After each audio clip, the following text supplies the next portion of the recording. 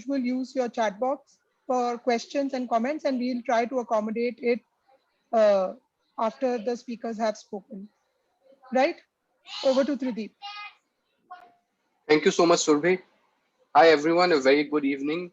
So, my name is Tridip Kanti Mandal. I am a journalist and a creative director with the digital news publisher called The Quint. And basically, when Surbhi told me about a special session that she wanted to do on the Northeast, I just thought about these two brand new books that have come out, The Braided River and No Lens People. And we thought we could talk about the Northeast, and the best way to do it would be to talk about these two books and talk to the authors who are also very fine journalists.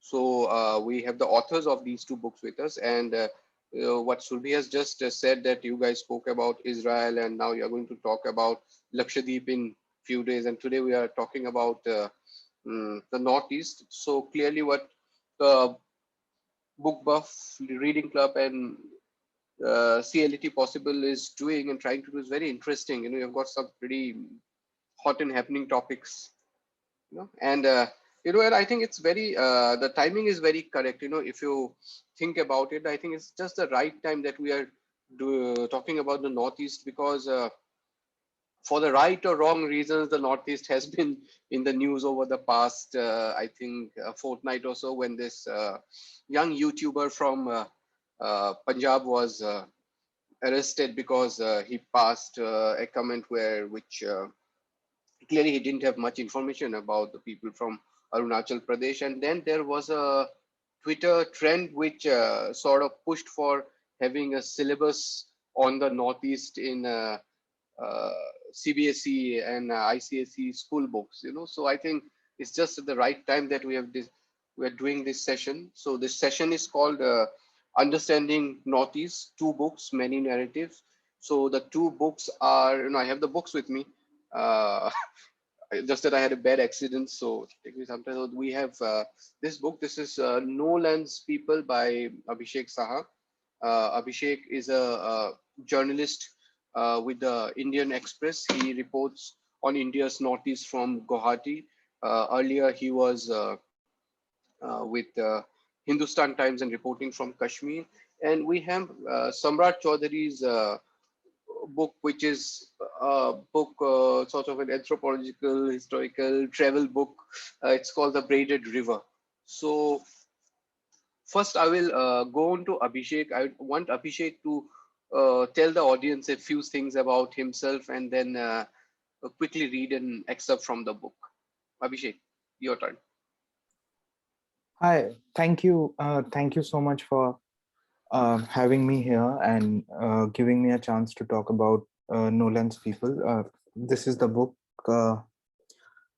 So this is basically when I started reporting from the Northeast for the Indian Express, the preparation of the National Register of Citizens in Assam was the story to follow.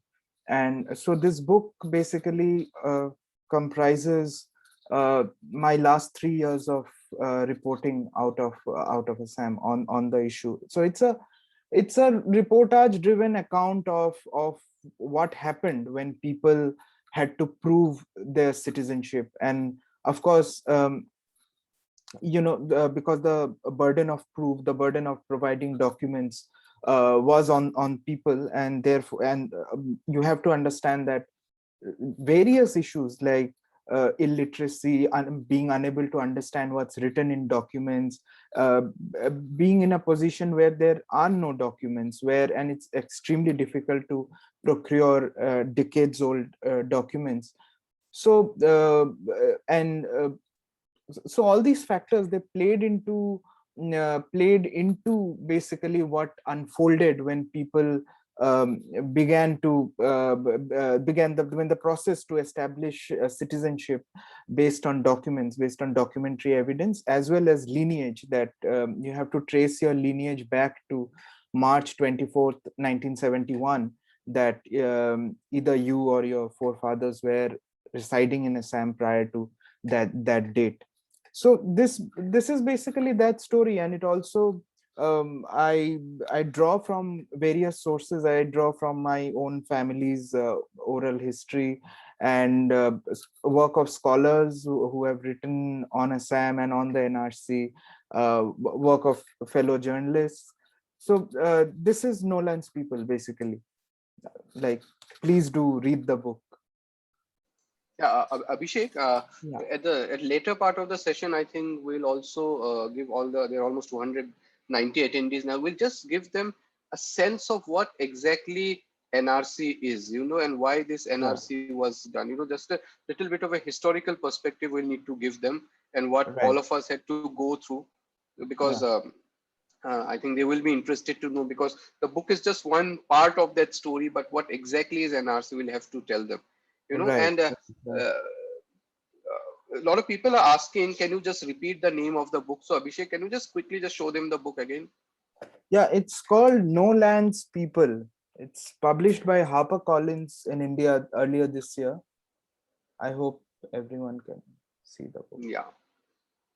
So everyone, if you want to really understand the contemporary history of Northeast India and what's happening in Northeast India, I think uh, a book like Nolan's People and the Braided River are sort of essential reading. This is the kind of sort of the latest stuff that we'll get from the region. Okay, so Abhishek, can I request you to just read an excerpt from the book, or Yeah. from your favorite chapter or Uh, something? Yeah.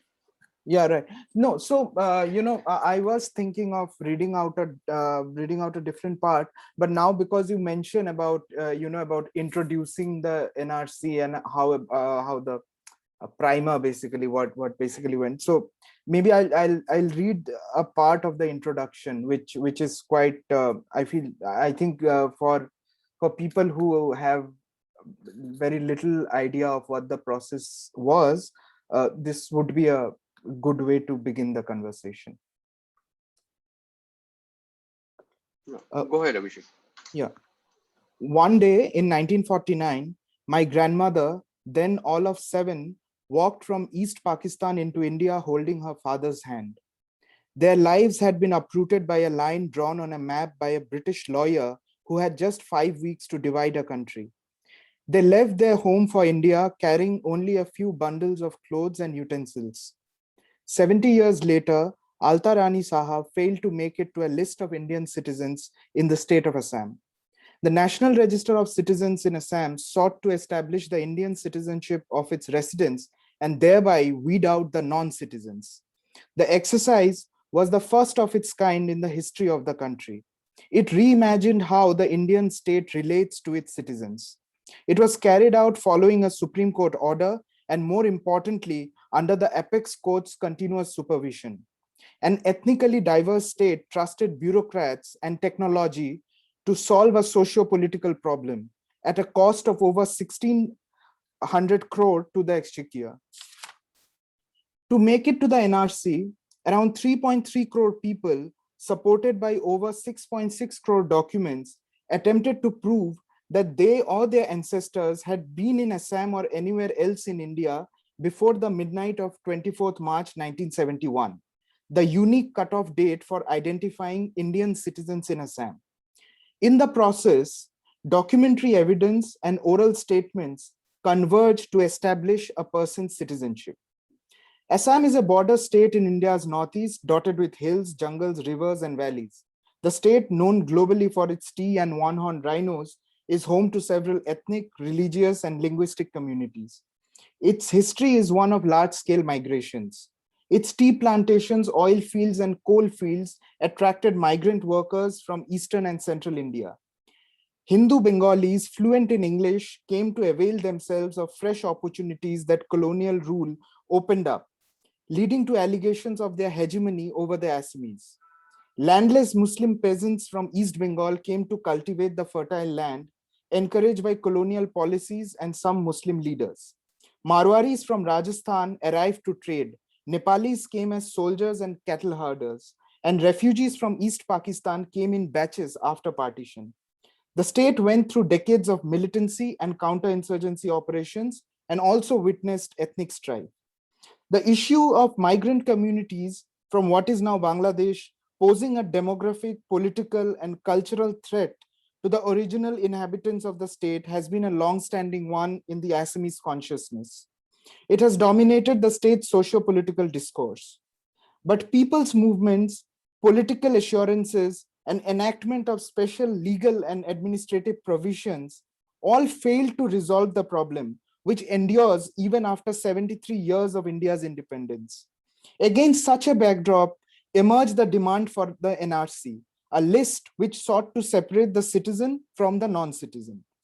The NRC was pitched as if it were a magic wand designed to solve Assam's foreigner problem, coming as it did after decades of ethno-nationalist struggle and conflict in the state.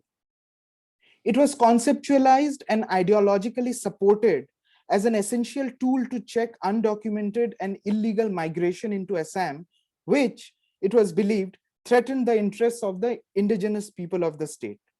The NRC rejected over 19 lakh applicants, putting them at the risk of becoming stateless.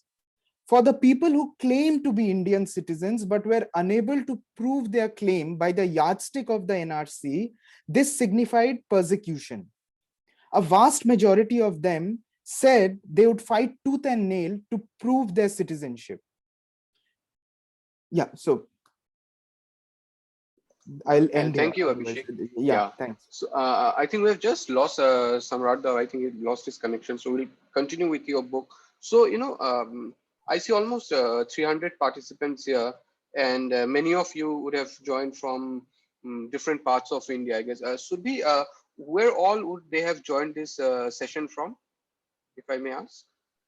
Most of the Yeah, so participants. most of them would be from the north. We have some from the west, south, and Yeah, from the east, we will have candidates from Bihar and yeah, Jharkhand. yeah. So So yeah, they're a lot of also them are responding already here. answering. Yeah, yeah. So So, it's a what Abhishek has oh, tried we to have say. someone from West Bengal as well. Yeah, lots Yeah, of people from Kolkata. Yeah. yeah. Okay, okay. So since most of you are from I don't see anyone from Northeast India. So I'll just try to explain to you what Abhishek has just said. NRC is something which the whole process, it happened specifically in the Indian state of Assam. And the rule was very simple. Almost 3.3 crore people of Assam, they had to submit documents to prove that they are Indians. If you are living in any other part of India, maybe in UP or Delhi or Punjab, I don't think anybody would come to you to ask and to show you and tell you that you have to prove that you are Indian. So these 3.3 crore people living in Assam, I think it started somewhere around 2016. From then, they were asked to submit documents to prove that they were Indians. And the documents had to prove that they or their ancestors were living in Assam or in India prior to 24 March 1971. This was the cutoff date. If you or your ancestors were living in India prior to that date, on that date, you would be considered Indians. And if you are not, you won't be considered Indians. And you could have belonged to any religion for that matter. But that's a different, debate for a later time, because then the CAA and everything comes into the picture. So we are done with NRC for the time being, and Samrat Chaudhary has joined us. So Samrat Chaudhary is the author of this book, The Braided River. It's a book on the Brahmaputra River. It's sort of a travelogue. It's sort of an anthropological account, and it also talks about Northeast and what it basically, the author has traveled on the river Brahmaputra through its entire length into the state of Assam and then into Bangladesh. And this is what he has finally brought out. This is the culmination of his journey. So I would request Mr. Samrat Chaudhary to give a brief introduction about himself. He has been a newspaper editor, working in newspapers in Delhi, Bombay, Ahmedabad, and now he has decided to go back to the Northeast, and now he works out of the Northeast by bringing out very interesting books. So Samrat, why don't you take over and talk a little bit about this book?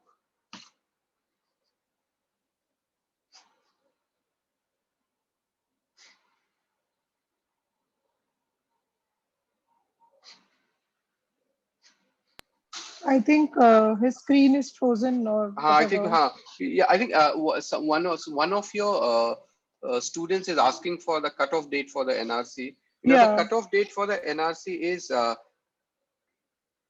Abhishek. Is it 24 March 1971 or is the midnight of 23rd March 1971? Abhishek, you're on mute. Yeah, either ways, I mean, it's 24th or midnight of 23rd, or that date, basically. Yeah.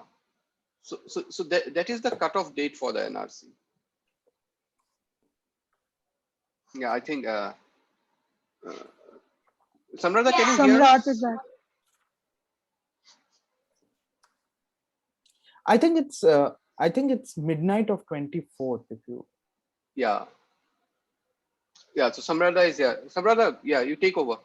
It's time for you to Hi, take over. sorry, there was a sudden power cut, so I lost internet and then I've managed to get back on. So I see that we have a lot of students and they're interested in understanding, first of all, how is this any use? So I saw Surbhi mentions that this is general knowledge.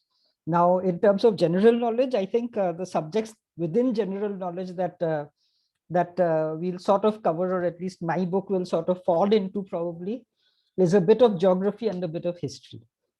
And there are, I think, also a few conceptual matters which may be of interest or may be of some use. So to start with, let me show you. So my book is called The Braided River, and it's basically a journey following the course of the Brahmaputra River, which is actually the biggest river in India, not the Ganga, I'm sorry to say.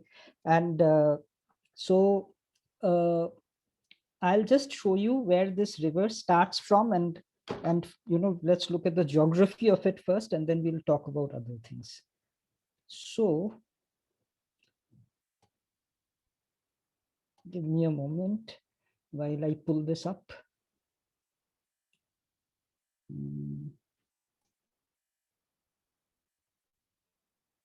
Can you see? Can you see my screen? Yes, we can see. We can see. Okay.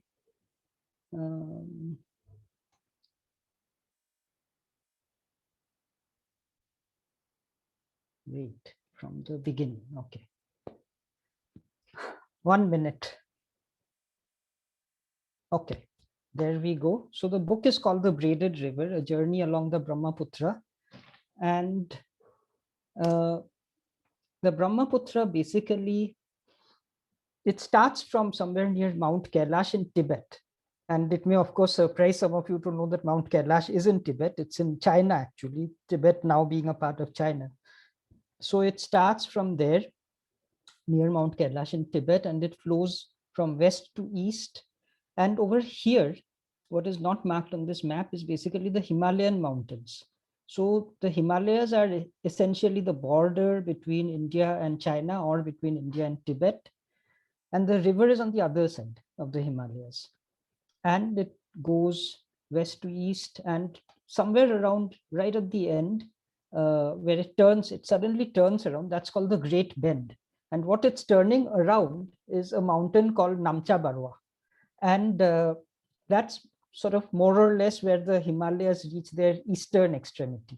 So it's going around the mountains, turning around, and then the top of this, the Tibetan plateau is very high. It's somewhere around 14,000 feet up. And then it's coming into India in Arunachal Pradesh. And Arunachal Pradesh, where it enters, it's sort of mountains giving way to hills. And then the rest of it, as it travels through Arunachal Pradesh all the way down, you see all this way down, it's losing height. The river is coming from very high hills to lower hills, passing between the hills, and coming all the way down. And over here, this place called Pasighat is where it more or less comes out from the hills. And after that, this is the Assam Arunachal state border, and it's coming into Assam. The name Brahmaputra actually only starts from somewhere around here. It's somewhere around the Assam Arunachal border where you start to use the name Brahmaputra for this river, because rivers are funny things. I mean, they're fluid, they're water to begin with.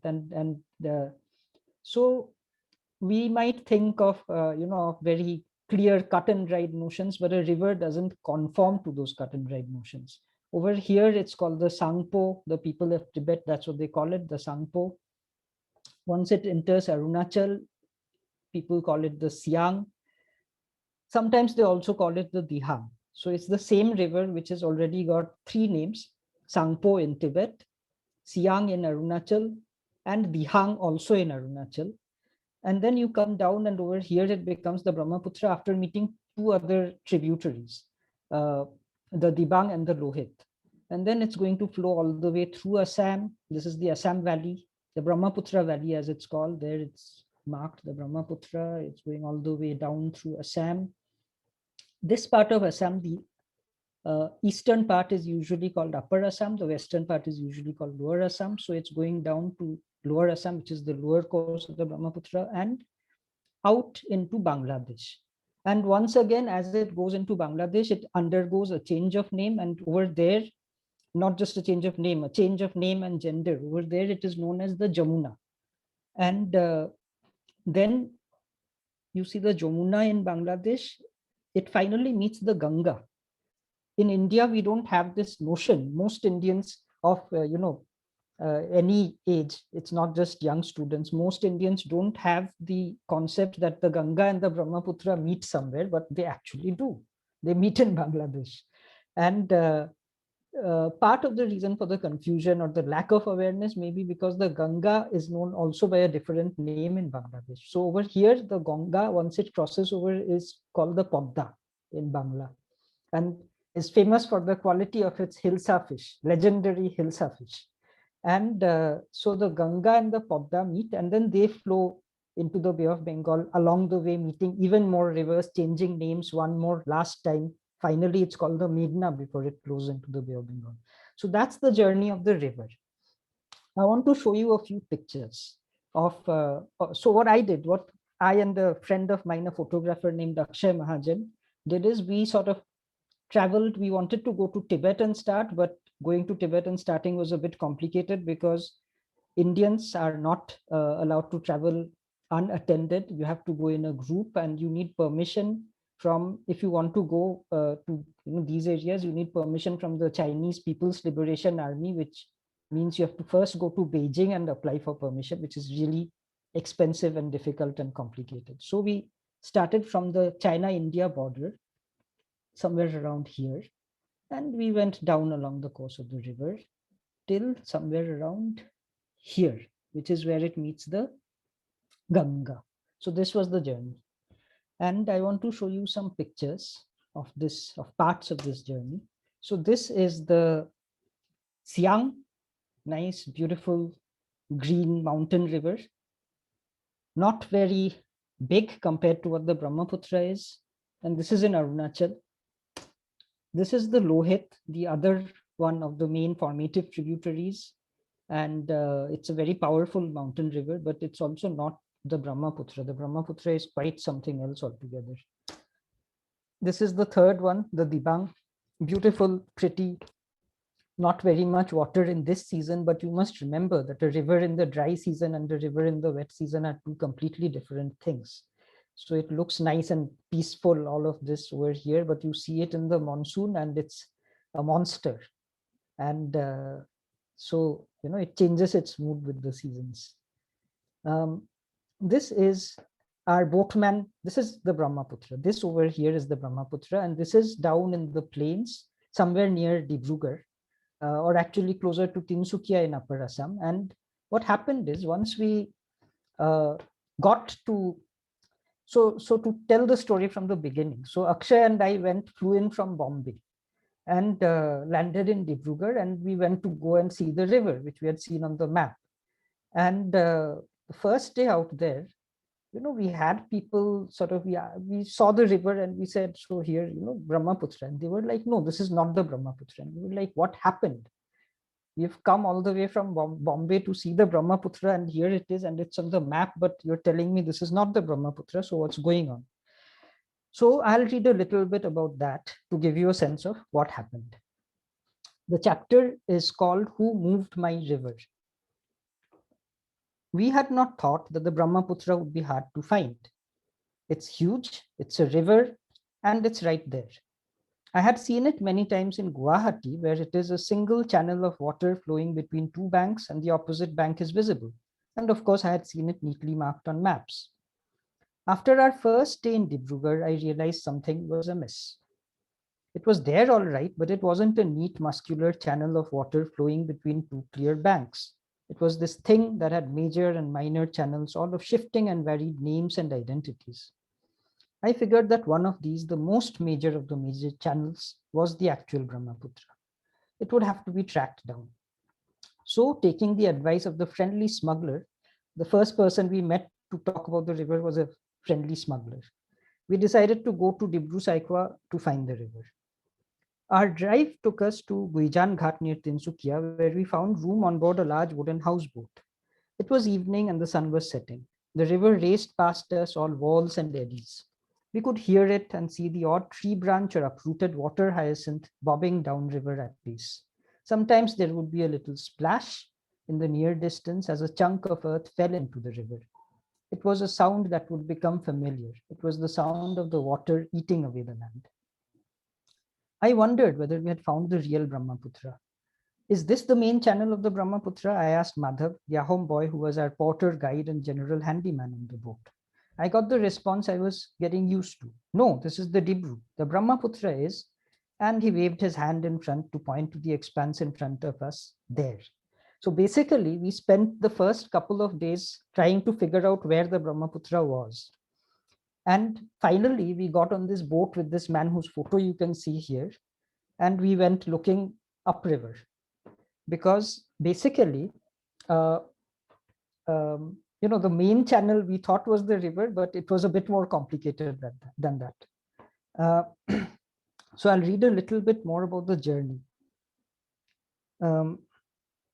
The heat increased, the hours wore on, we stopped taking photos, conversation ceased. We began wiping sweat and drinking water in silence. 3 hours later, we had still not reached the real Brahmaputra.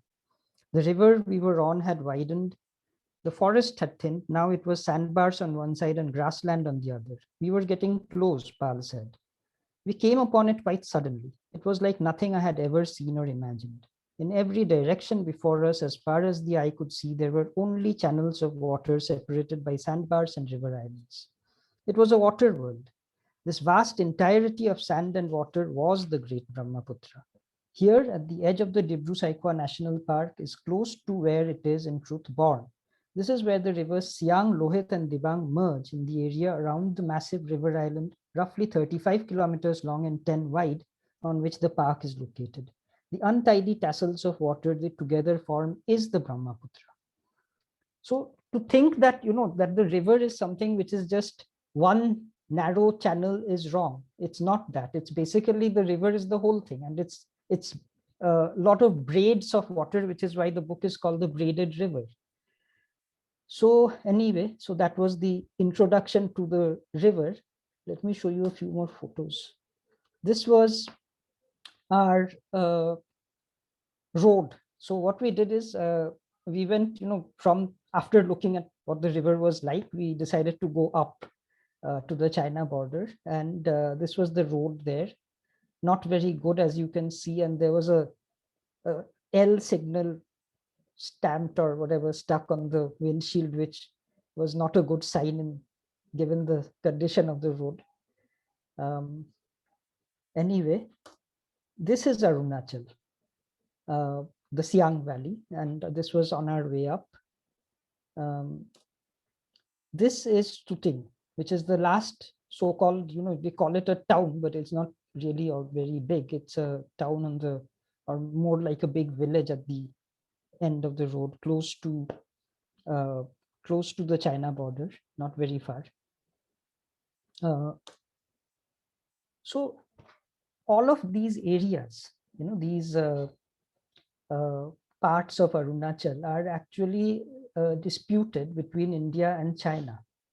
China claims the whole of Arunachal Pradesh, and of course India holds it at present. China calls it Southern Tibet or South Tibet, and we call it Arunachal Pradesh. And it is a large part of the dispute between India and China. Ladakh is one end of the problem, Arunachal is the other end of the problem. And so what this shows you, this is a very old map. So basically, we think, that why are the Chinese sort of taking or trying to take away our territory? And of course, probably many people in China have the, the opposite end of it. They think, why are the Indians trying to take away our territory? But the fact that we forget is that our ways of looking at territories and identities and all of that has to do with the way the world was imagined and constructed in the last 500 odd years. Because if I ask anybody, show me a map of India from 1,000 years ago, it is not possible. There are no maps of India from 1,000 years ago. The oldest maps of any sort of detail or any quality which exist, drawn maps, are after the invention of a technique of mapping, because we have to remember that mapping is a technology also. To draw a map is also, there's a certain amount of technique involved. You can't just construct a map. You need to have knowledge of trigonometry. Maybe not everybody's favorite subject, but a very useful subject. You need essentially a lot of mathematical knowledge to construct a map. And this type of map, all the maps in the world that we have now, they're constructed according to a system of projection which was invented by a guy called Gerardus Mercator in Europe in 1500 and something. So basically it's about 500 years ago that this technique of drawing maps was invented, and the maps we have are essentially colonial maps. Those are the first maps that show the Indian subcontinent. This is a very famous map. It's from the 1700, I think this is the 1782 map. But basically there was a man named James Rennell, Major James Rennell of the British East India Company, who drew some of the first good maps of the Indian subcontinent. And the first place that he one of the first places that he drew was Bengal. And one of the first things that he did, one of the main reasons that the East India Company sponsored him, is because they were interested in river routes. So he also went up the Brahmaputra, not very far. He didn't get very far because at that time Assam was not a part of India. The whole of what we call Northeast India was not a part of any Indian empire at that time, or the British Indian Empire.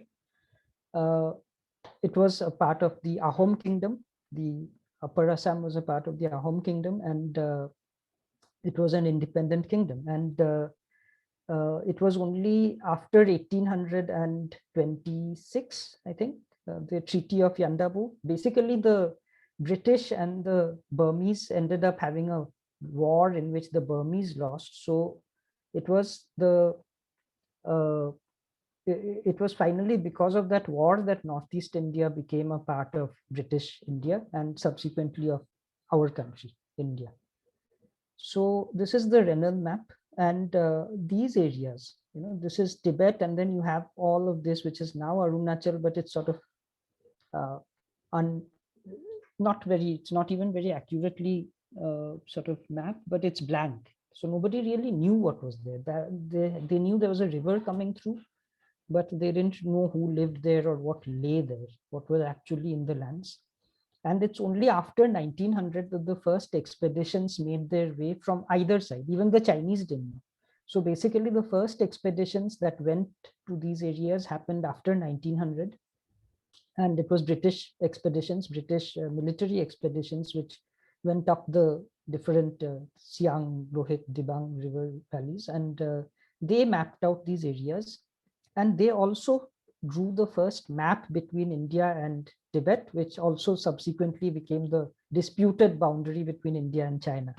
So the border over here is called the McMahon line, and it's named after Sir Henry McMahon, who was a British administrator and soldier. And he was sort of very important man in 1914 India, right at the start of the First World War. And 1913-14 is when the boundary between India and Tibet was drawn. And it was drawn with representatives of the Dalai Lama, the British Indian government, and at that time, China was under, the Chinese empire had just collapsed. And there was a Republican government in China briefly. And so the Chinese representative was from that government, but he withdrew without signing on the agreement, which is why we still have a dispute to this day, because the Chinese say that we never signed. So anyway, so that's a brief history of that, a very brief and very sketchy history of that border. This is down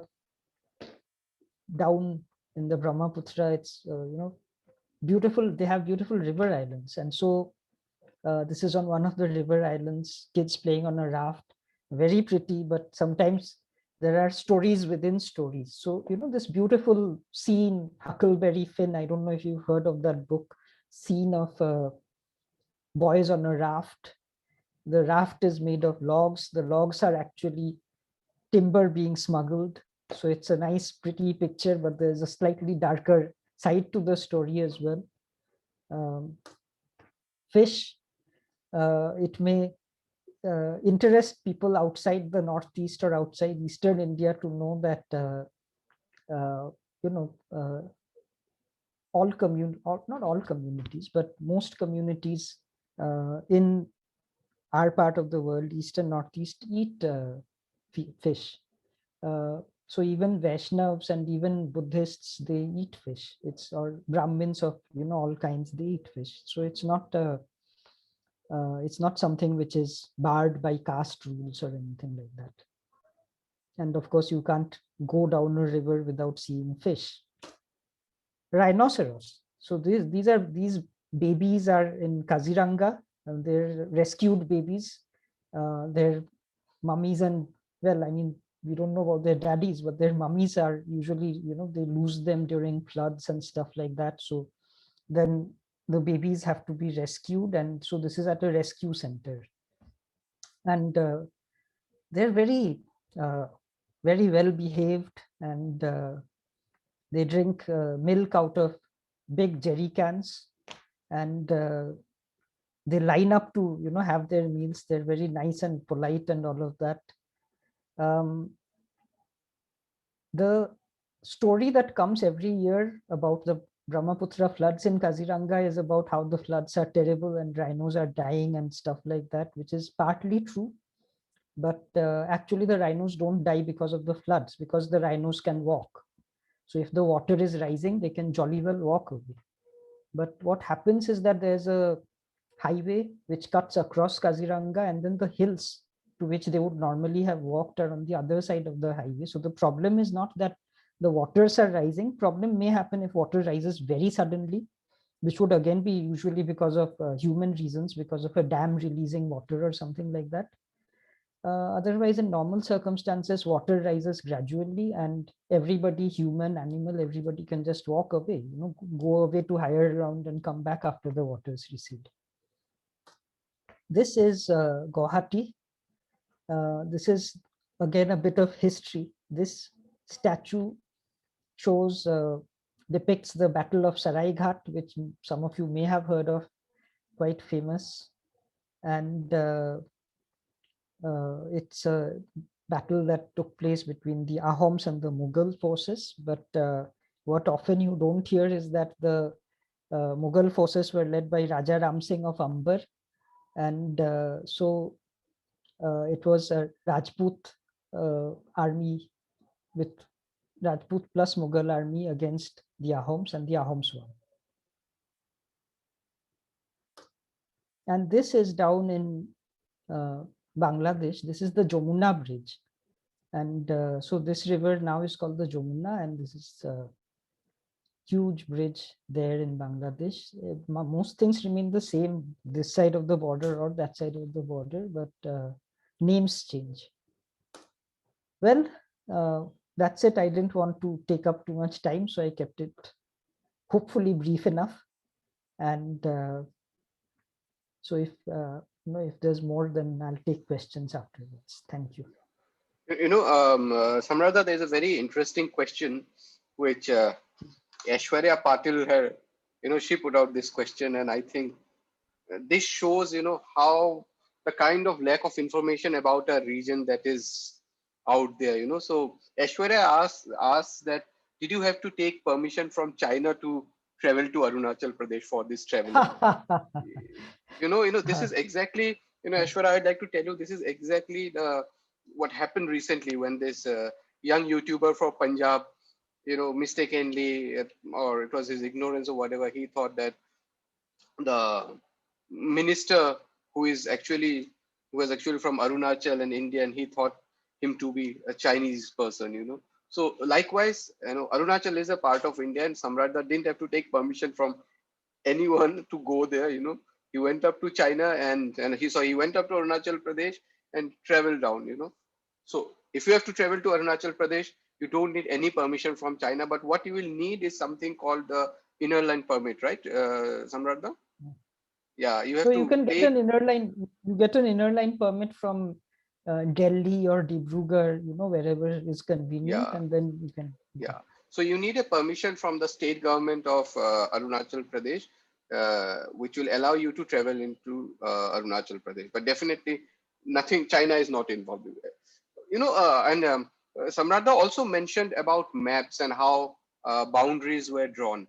And a lot of history of Northeast is about these boundaries that were drawn sort of arbitrarily and very hurriedly on the map. And I would like to come to Abhishek, because Abhishek will tell us how the whole NRC process and how people are suffering even now is because of the boundaries that were also drawn in 1947 during India's independence. How a lot of people ideally who should have been on the Indian side of the border ended up being on the Pakistani side of the border, which then was East Pakistan, which is now known as Bangladesh. And because a lot of these borders were drawn on religious lines, right? Abhishek, will you tell the NRC what we are, the people of Northeast and Assam are going through, also because of what happened in 1947, right, Abhishek? Yeah, well, I mean, but the only point which remains that even before partition there was migration happening from what is today's Bangladesh, and even if you read up on the narrative prior to the partition, even then there was a huge lot of concern about migration from that part into this part. Uh, like Muslim peasants coming from that side here to cultivate. Those things were happening much before the partition as well, that had started. But you are like, the important part which you are saying is that, of course, because of the partition, and as you said that the partition was on religious lines, so there, of course, the entire movement of refugees that happened after that, after the partition and the formation of the new nation states. Even though the argument remains that migration due to other reasons as well continued even after that, even after the partition. And the issue remains that if we talk about the CAA in the and the protests in Assam, and in, probably you would want to come to that later, but it also is that the CAA also, it's connected to the issues related to partition and refugees. It's somewhat related, especially in this part of the country. So for people who are listening to this talk right now, I mean, the Assam NRC essentially places a cutoff date of which I said, which we were discussing, and so irrespective of religion, the cutoff date is 24th March, midnight of 24th March 1971. But when the CA comes into play, it chooses that people belonging to certain religions, certain non-Muslim religions, will be given a cover up to December 2014, which is unacceptable for people in Assam and large parts of Northeast. And therefore, that's one of the major reasons why we had seen large-scale protests against the CAA in Assam and Northeast. All the participants here, if you, particularly about NRC or CA, if you want to ask anything, and this is the right time to ask, because we want to get done with Abhishek's part and then move on to Samrat's, the rest of the topics with Samrat. Somebody is asking Abhishek, what is the difference between NRC and CAA?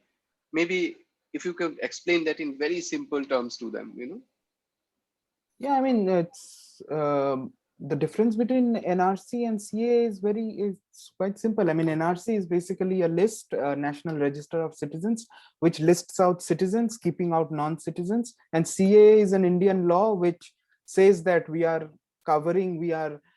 making it easy for people belonging to certain religion who have escaped religious persecution from neighboring countries, certain neighboring countries, and belong to certain religions. We are making it easy for them to get the Indian citizenship. It's in a very base. Yeah, please. May I just button over here? Yeah. In addition to what Abhishek just said, I think I should also clarify that I definitely am, and I believe Abhishek, from what I've read in his book also, is we are both descendants of people who migrated from, I think Tridib also, possibly. Yeah. So am I, yeah. Yeah, we are descendants of people who migrated from, East Bengal. Our ancestors migrated from there, and we are all Hindus, So I don't think the CAA law is very useful for what it's advertised to be. I mean, I don't need the CAA. I'm speaking here just for myself. I don't need the CAA because I was born in this country. I'm a citizen by birth. I don't need the CAA. I think there's some very interesting questions coming about the NRC. So we'll just simply, NRC is an official process that happened in Assam, after a Supreme Court order where almost 3.3 crore people living in Assam, including me, my family, Samrat, or Abhishek, we had to give documents to prove that we are Indians. And the basic document that we needed, was some document which is before or on 24th March 1971. I was not born then. Abhishek wasn't born then. I don't think even Samradha was born then. So we had to submit documents of our father, of our grandfather, which showed that they owned a piece of land, or they had a bank account, or they had a post office account on 24 March 1971, or prior to that, before 24 March 1971. So that was the document that was used to prove that we are Indians. Okay. So now when all of us, we submitted those documents, then they were put into a software, and there's a whole official process that happened. And then, okay, they verified, okay, these are genuine Indian. So all of us, we submitted, like in my case, my whole family submitted their document. My wife submitted her document, but somehow there was, her document, they were not accepted by the, the NRC official. So now my wife is out of the NRC, but I am in the NRC. So when my wife is out of the NRC, so that, lives behind a big question mark, where the question mark is that whether she is an Indian or not. So if you are not in the NRC, there's a, that's what, it practically means, that you are sort of a doubtful citizen. You have not been able to prove that you are an Indian, in spite of the fact that you were born in this country, you have studied in this country, your ancestors had lived in this country. So this is what NRC, the whole intention of NRC was to identify people who are Indians. And NRC right now has only been implemented in the state of Assam. It is not applicable anywhere else in India. So any of you living anywhere else in India who don't have any connection with Assam, you need not worry. So it hasn't been implemented. So when CAA comes into the picture, what CAA does is that it gives advantage to people who are non-Muslims. It can be Hindu, Buddhist, Christians, what happens that even if you are not in the NRC, if you're living in the state of Assam, or if you are not in the NRC, or if you have come to India from Bangladesh, Afghanistan, or Pakistan, if you are not in the NRC, but you belong to these certain communities which are non-Muslim communities, then it gives you an advantage that you can try to get Indian citizenship, or Indian citizenship can be given to you. It's as simple as that. So now what happens, the distinction is very simple. There's a Hindu person who is out of NRC, and there's a Muslim person who is out of NRC. Now, what CAA may eventually enable is that because of CAA, this Hindu person will sort of be included in the NRC, or it may be considered that even if he's not in the NRC, he can still be given an Indian citizenship. But that person who is a Muslim and he is not in the NRC, he doesn't stand a chance. The CA doesn't benefit him. But right now, the rules of CA hasn't been finalized, so they haven't been implemented in any of the states, right, Abhishek? I don't think they haven't been implemented. Right. Just to add here, thanks for you explained it very nicely, but just I would like to add one thing. Someone I'm seeing on the chat box that someone has asked a question that the people who have been excluded from the list, what is their current position? So, as I had said earlier, 19 lakh people could not make it to the NRC, and their current position is that they have to receive an order which is called the rejection order from the NRC, and once they receive that rejection order, they can proceed to something called the foreigners tribunals. There are 100 foreigners tribunals in place in Assam, and they are quasi judicial bodies. So once these 19 lakh people get 90 lakh odd people get these orders, which specifies the reason as to why they could not make it to the NRC, they can appeal against that exclusion. And even after their appeal at foreigners tribunal, large higher judicial bodies like the High Court or the Supreme Court, that also remains as legal avenues to counter that they indeed are Indian citizens, and so those options remain. And someone I think has also asked a question about detention centers. So just to be very clear here, exclusion from NRC doesn't in itself lead to someone being lodged in a detention center. It's another parallel process which at some point intersects with the NRC, but it's a parallel process where there is a special wing of the Assam police which is called the border wing of the police, the border organization. So the border wing of the police investigates suspected quote unquote foreigners and refers their case to these foreigners tribunals. And once the foreigners tribunals declares an individual as a foreigner, then that person is liable to be arrested and put into a detention center till theoretically his deportation to his country of origin is done. But the problem is that these people, the vast majority of people who are declared as foreigners, they contest tooth and nail that they are Indian citizens and they have nowhere else to go. They belong to this land, and therefore there is and Bangladesh also doesn't accept them. So there is a limbo which and therefore people are in detention centers. But if you refer to two Supreme Court orders in the recent past, which due to those orders, the situation now is that once a person has completed 2 years in a detention centers, there is a conditional bail which is given to that person, and the person will be kept.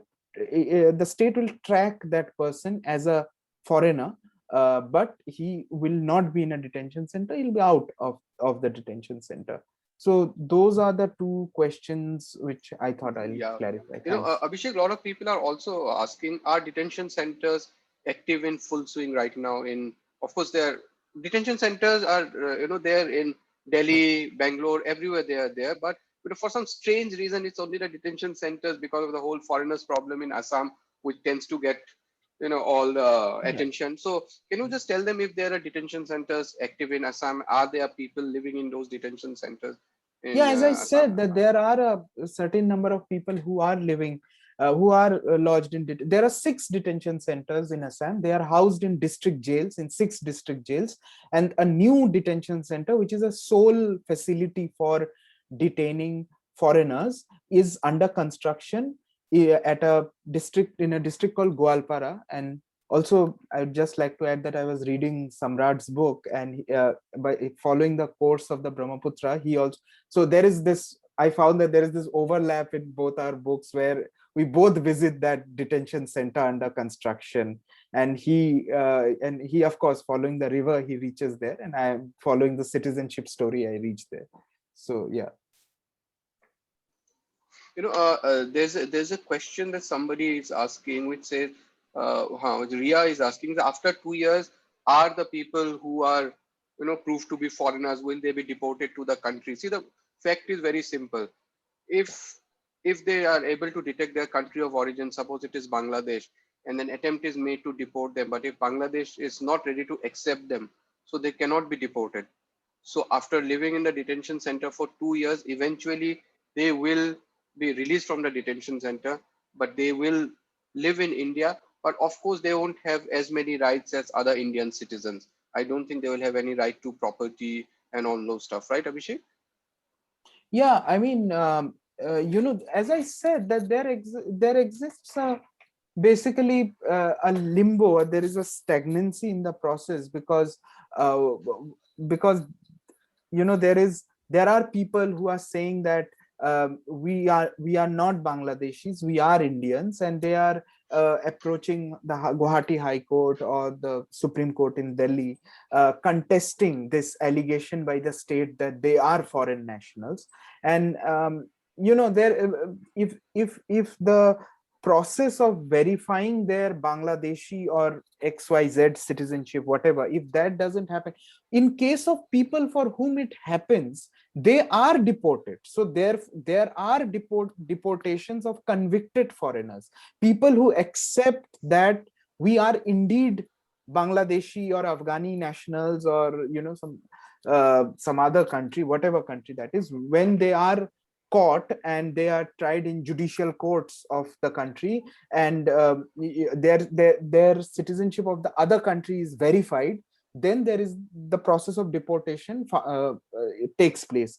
But in case, as I said, in case of declared foreigners, that the state has suspected them, investigated them, that the foreigners tribunal has declared them to be foreigners, in those cases, in a vast number of those cases, deportation doesn't happen because Bangladesh is not ready to accept them. The processes do not reach completion. Guys, there are so many questions coming on NRC and CAA. It's a very complicated issue, and trust me, in this one webinar, we won't be able to answer all those questions. And I think many of our answers will sort of leave you confused. So that's why it's important you read Abhishek's book. It will answer a lot of your questions. It's important for you to read this book. And a very simple question has come, which I'll try to answer. What are the reasons that why 24th March 1971 has been chosen as the date for NRC? It's very simple.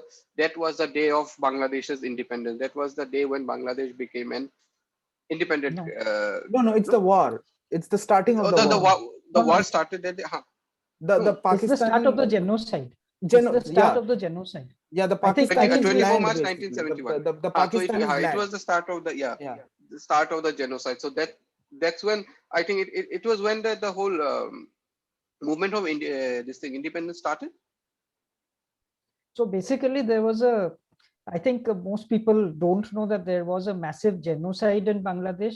So I think we have to start from the beginning, that in 1947, India, well, the British left, and they left India divided into India and Pakistan. But Pakistan had two wings: East Pakistan, which is now Bangladesh, and West Pakistan, which is Pakistan.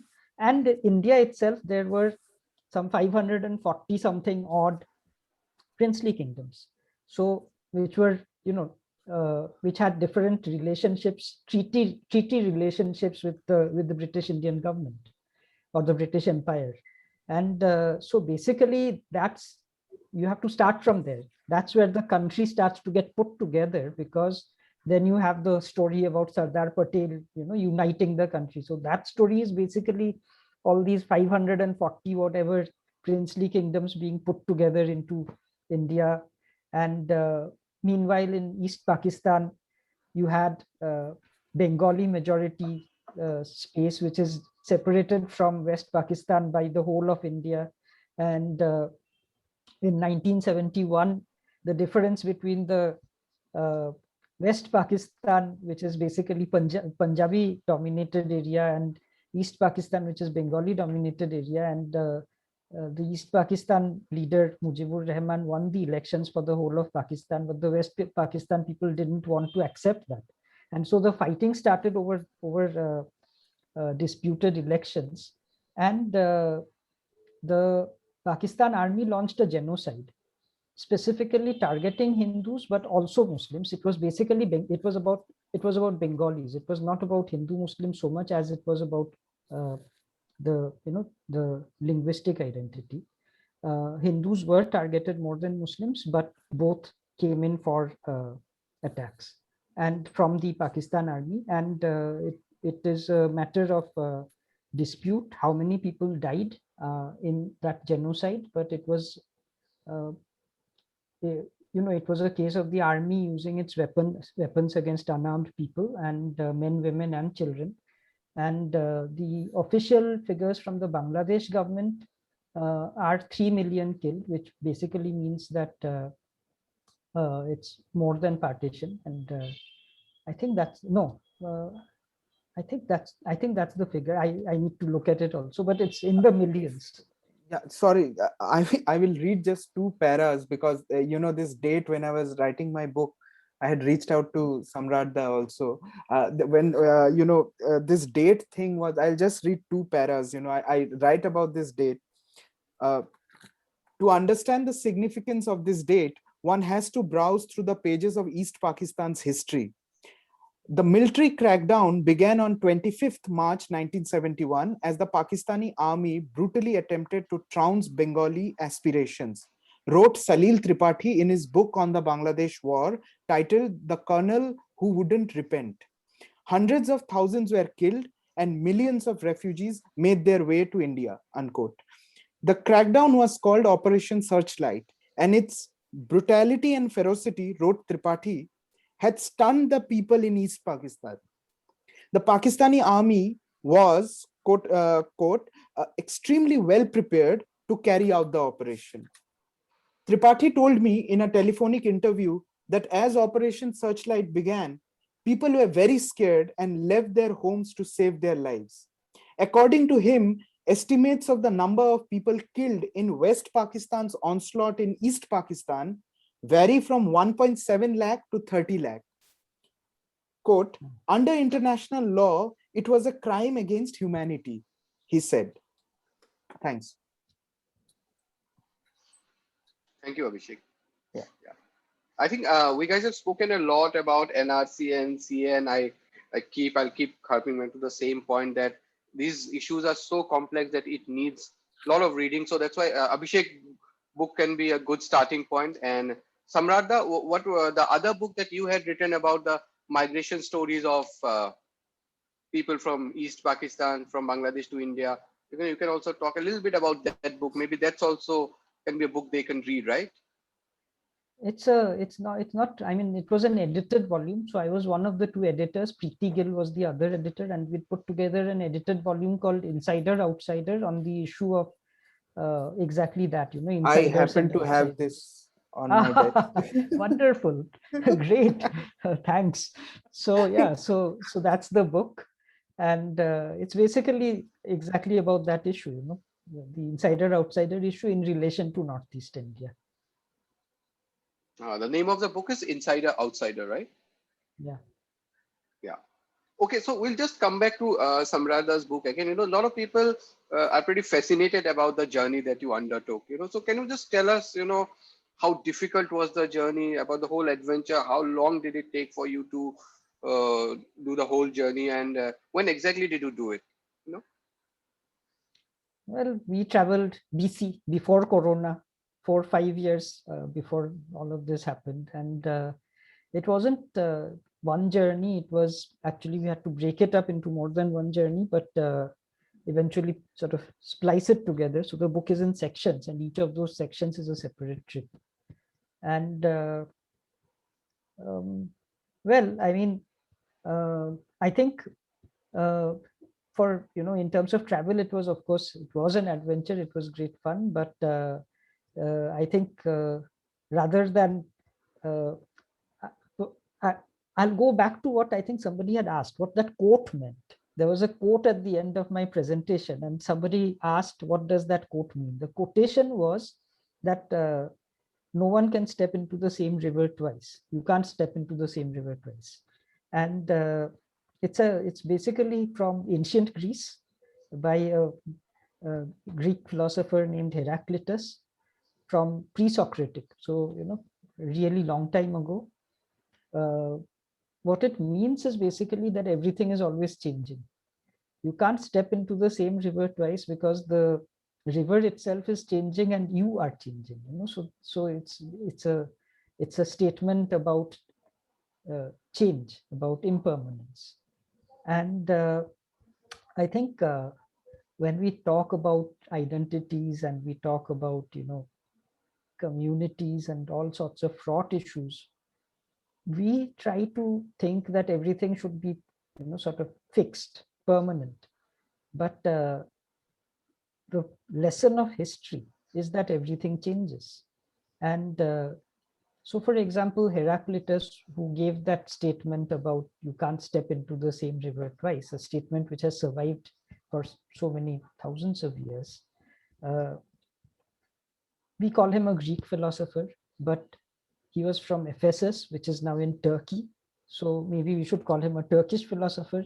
But actually, Turkey, or that part of Turkey, was then a part of the Persian Empire. So maybe we should call him a Persian philosopher. So in terms of identities, I mean, people have these very, very narrow, very sort of short-sighted notions.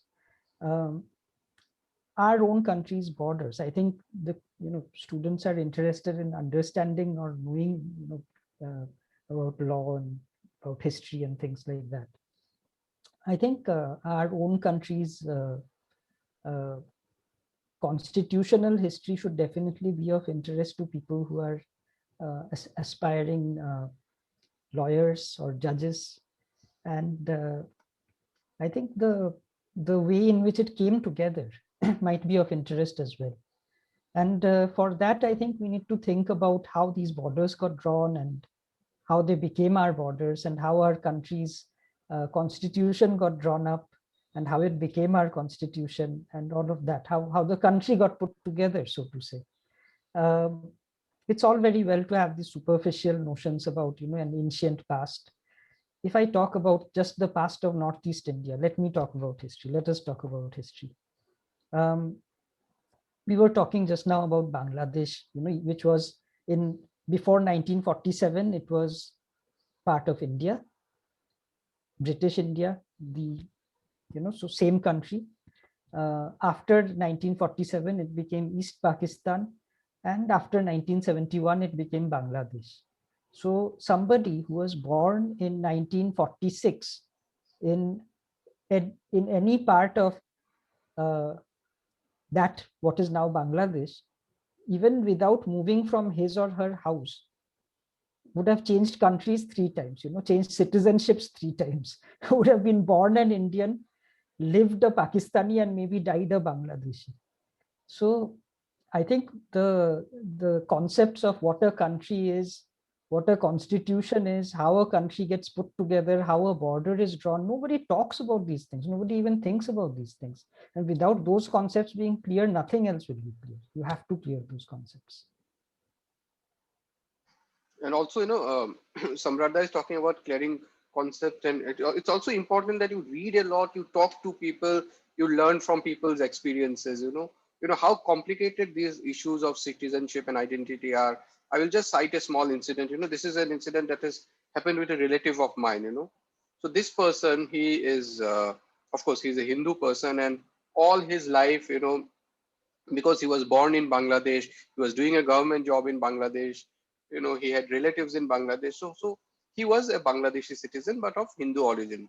But as he sort of aged and like reached around, he turned 50 and it was for time for him to retire. And then he saw that his children, maybe it wasn't possible for them to have a very secure future in Bangladesh. So he sort of decided that his children should start living in India. So his children sort of moved to India when they were in school, They did all their schooling in India, their college in India. They eventually got jobs in India. But this person, the father, could never get the Indian citizenship because he was a government official in Bangladesh. So eventually, after his retirement, he shifted to India. He started living in Siliguri. Basically, it's a commercial town in North Bengal. And Samradha, if I am not mistaken, then you get this long-term visas from Bangladesh to live in India, right? Where like in every, I think 6 months time, you can just go across to the border and live in Bangladesh for say a day or spend a night there and get the visa stamp, come back to India and then live here again for 6 months. So this way this person was able to live with his family, which was in India, for almost 10 years. He used to every 6 months he used to cross over to Bangladesh, get his visa stamp, come back and live peacefully in Siliguri. So during one of these trips, I think about a year and a half back, when he had again taken this trip back to Bangladesh, he crossed over to Bangladesh from the border in West Bengal. And there he had to spend a night. He had taken up a place at a hotel. Next day morning, his visa was supposed to be stamped. But unfortunately, this person suffered a heart attack and died in the hotel that night, the day before his visa was supposed to be stamped. So the next morning, the authorities got to know that this person has died, and from his contact, his relations and his relatives in Bangladesh, they were informed that your person has died. So you come to the border and collect the body. So when his relatives came and they found him in the hotel, and then of course the relatives informed his son who were living in India. When the sons came to the border and they wanted to collect the body was not handed over to them because this person, who is a Bangladeshi citizen, he died on the Bangladesh side of the border. And the sons were not even issued instant visa so that they could cross over and of course perform the last rites. So from across the border they saw the body of the dead father, who, and they saw and they came back, and the dead father was taken to his father's village, original village in Bangladesh, and other relatives sort of did all the last rites, and all his cremation and everything was done there. So this is the complex history of people of these two countries, and how identities play a part in this. How we try, sometimes we belong to a country but we identify with a different country, but we don't have the documents to prove our identity. So this is how these things work. It's very complicated. So apart from reading this book, I suggest you talk to a lot of people. That will clear a lot of your doubts, and you guys will get a better understanding. Abhishek, is there anything else you want to talk about that? How, specifically about the NRC process? On paper, the whole NRC process looked, very solid, and there was a proper mechanism through which people could prove their citizenship. But eventually it turned out that it was far more complicated than what it was supposed to be, right? And how did the whole documentation process prove to be such a big hurdle for almost lakhs of people in Assam, and how they have suffered because of this? Can you please tell us? Yeah, thanks for the question. No, first I would just like to add something to the story that you narrated.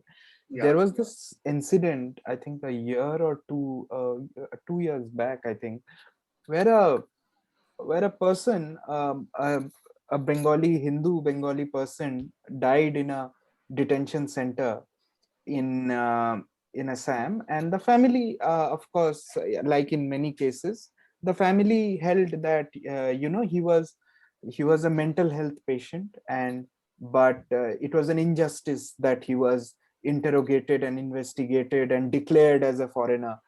So this person dies in the detention center, and we had reported it in the Express also, and the book also has this story.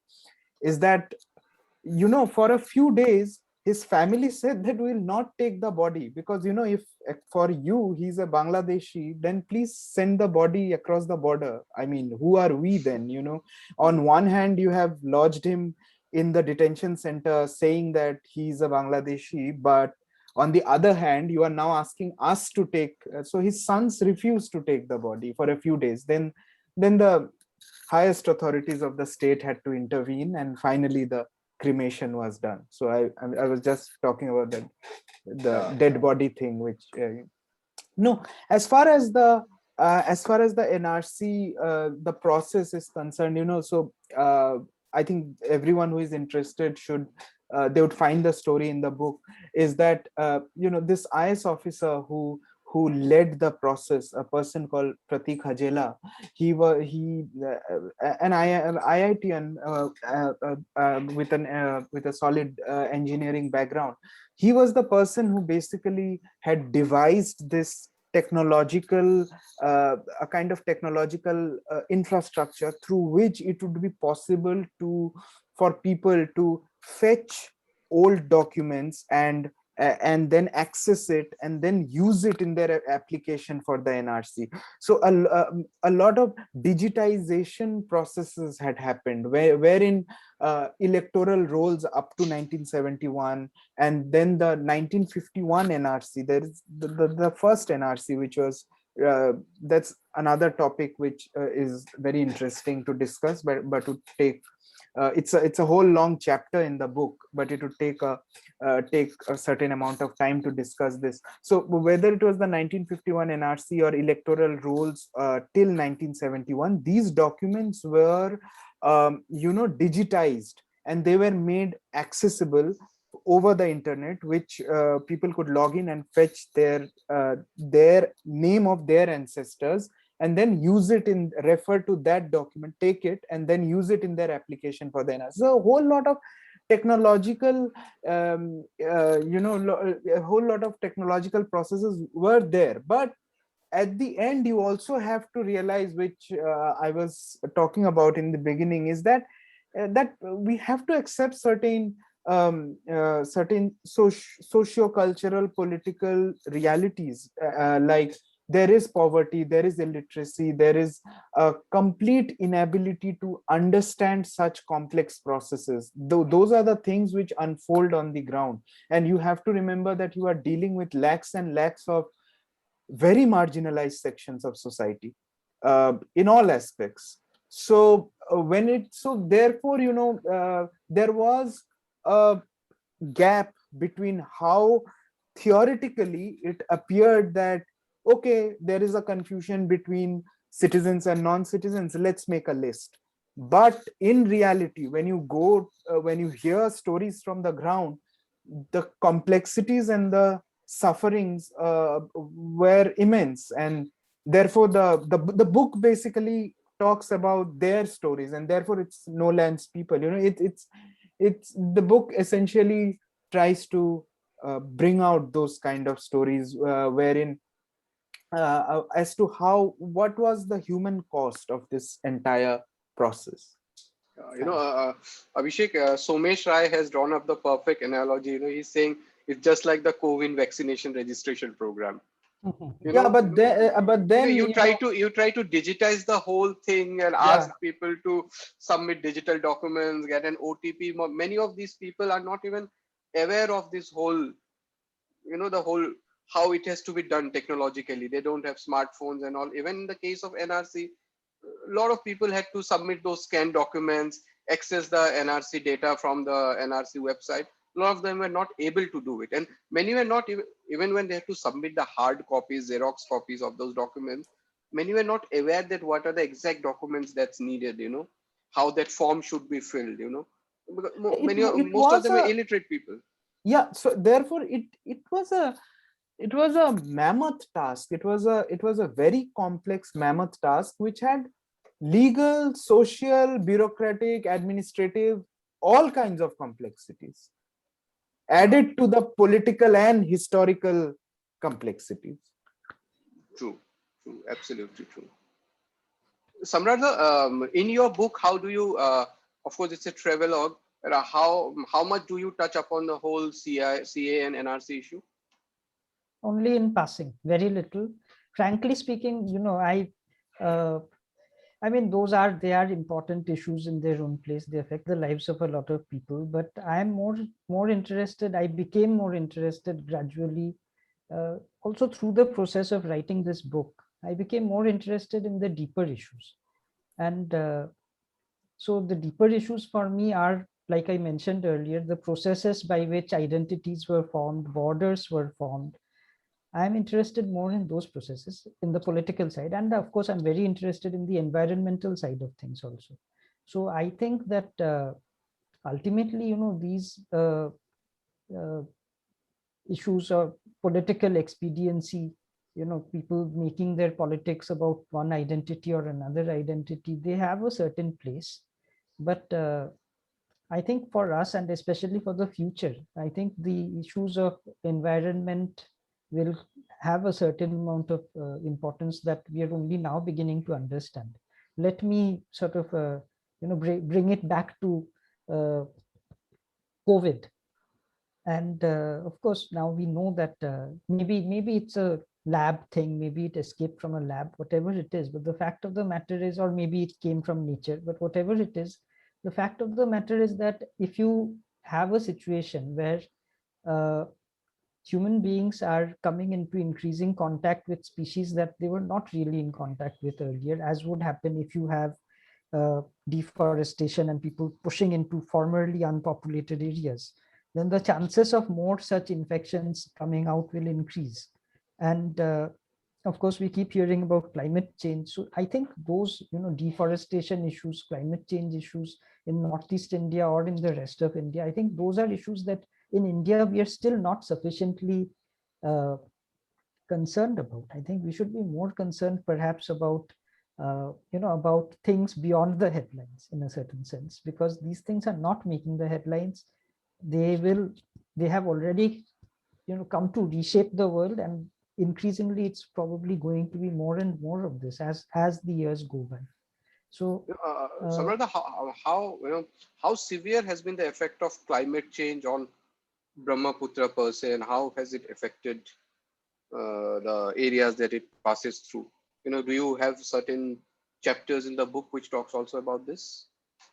no, I don't have a chapter on the effect of climate change on the Brahmaputra because I can't see such a thing. I don't see that it's happened, but I do see that, we do know that deforestation is happening. I've seen, like I showed you in that, the photo of the beautiful raft, which is actually trees being logged and floated down the river. So we do have, and this has been going on since British times. We do have a lot of deforestation. Of course, it's a tough, everything that you think is simple, once you actually get into it, you dig into it a little bit and it becomes immensely complicated. It's very easy to say stop logging, but we still make things out of wood. So you then say, okay, we need some wood, so we have to get the wood from somewhere. You might say stop mining. Brilliant, stop mining. But then what are you going to do, for coal or for iron? If you're going to, you need electricity, but most of your electricity generation happens from thermal power plants which run on coal. So how are you going to, you stop mining, what are you going to do? So basically every problem which seems very simple when you just, sort of react to it, as soon as you dig into it, you see, oh my goodness, this is a lot more complicated than I thought. What I am sort of personally interested in, and what I hope that students will be interested in, is to get into the complexities of things, baat ki gehrai mein jaiye, go into the depth of things. Yeah. Samradha, I'll also, every year we hear about the annual floods in Assam and the Brahmaputra flooding. So do you talk about that? How important is this flooding for Assam and for the survival of the whole Brahmaputra Valley and of course downstream in Bangladesh? You talk about that as well in the book? Yeah. I have a chapter on that. So, I mean, the usual headline, and of course, as journalists, I understand that we're forced to do those headlines also, that, so many killed and whatever. But basically, if you take away the dateline, Abhishek and Sridhi, both of you being journalists, I'm now talking as one journalist to other journalists. Yeah. You take away the dateline, and many times you don't know which year this story was filed, because it's the same story every year. And so actually, of course, the flood is, it's terrible for people, but then the thing is that the people are where they should not be. I don't blame the river. I am sorry. I am a friend of the river, a lover of the river, an admirer of the river. So I think what's happened is basically that over a period of the last couple of 100 years, not very long also, it started in the colonial period. So on the one hand, you had, in the British period, tea plantations starting in Assam. On the other hand, you had cultivation of paddy and jute increasing in the floodplains. And so you had people settling in the floodplains permanently, permanent settlements in the floodplains. But the word floodplain itself means that it's going to get flooded. The river is going to expand in the monsoons. And so basically you have, every year the same story, because people are living in lowlands where they would not normally be living. As far as the wildlife and all of that is concerned, you won't have fish if you don't have those floods. You will have, like, you will have fish, but it's going to impact the fish stock in the rivers if you don't have those floods, because when the flood happens, then the fish go with the water into the wetlands, Beel. Yeah, so it goes into the Beel and then it spawns there, because it can't spawn in the fast flowing river. And then after that, the little babies come out when the waters are receding. So if you cut off, you build embankments, cut off the river from the wetlands, you've already ruined a lot of things. You've created problems. And the flood is still going to happen because the embankment is a flood transfer mechanism. It's basically pushing it downstream. So it won't happen at that place, it will happen somewhere else. So I think we need to think about the intricate workings of nature when we do our design, policy design, engineering design, whatever it is, but the whole picture has to be kept in mind. Yeah, there was a question that somebody has asked. How easy is to access areas and to reach places in the Northeast? And I think apart from sessions like this, apart from the books, and I think I'll highly recommend that please take out some time to travel in the Northeast. That's the best lesson you'll ever learn. And I think Abhishek, I'll leave it to you and Samradha to end the session. You can maybe clear some of these doubts. Maybe how easy or difficult is it to travel to Northeast these days? I personally think it's very easy. It's as easy as to travel anywhere else in India now, right? Of course, I mean, it's of course, you just need to make up a plan and come visit the Northeast. Beautiful places, beautiful states. And please visit. I mean, Yeah, and a good thing is that I think over the last I guess 7-8 years, I really think I have also seen tourism really open up in the region. Whether it is sustainable or not, it's a different point of discussion. But I have really seen tourism open up in the region, and the region seems to have become much more accessible. People are coming. There are places to stay. Homestays are coming up.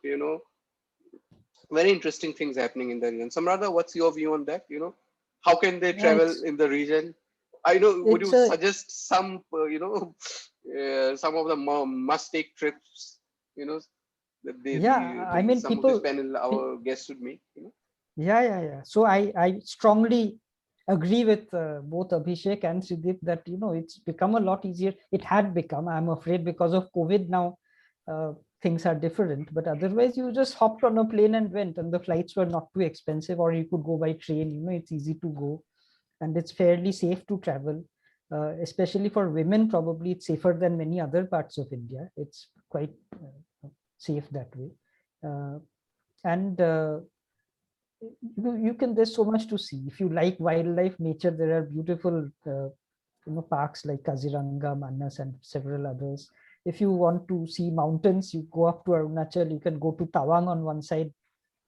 You'll get incredible sort of high mountain passes and mountains, the Himalayas, and there's so much to see. You come to Meghalaya, my home state, Tridip's home state, and it's beautiful. It's like, I don't know if you've seen Lord of the Rings. It's many places they remind me of the Shire in Lord of the Rings. It's really pretty. So there is a lot to see, and of course there's lots to learn. But you have to remember, when you talk about the Northeast, that it's 8 states. So let's count 8 other states to get a sense of what 8 states means.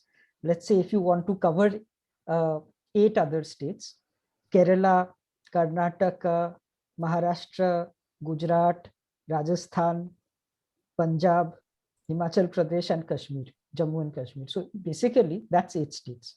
Now you think about Northeast India, that's 8 other states. So they're as diverse, and it's also a huge area. You're not going to be able to see Northeast India in 2 weeks or something like that. That's not going to happen.